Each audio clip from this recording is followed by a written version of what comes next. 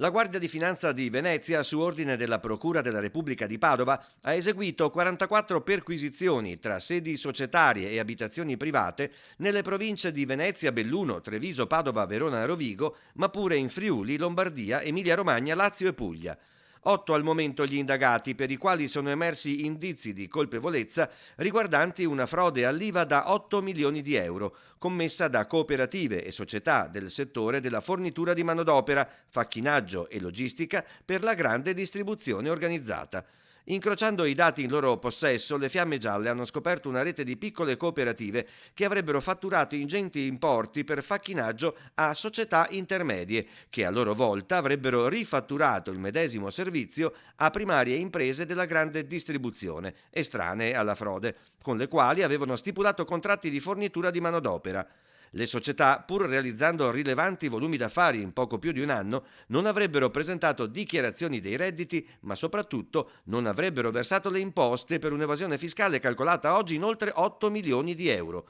Un risparmio che gli ha permesso di offrire servizi sul mercato a prezzi più bassi di altre società concorrenti.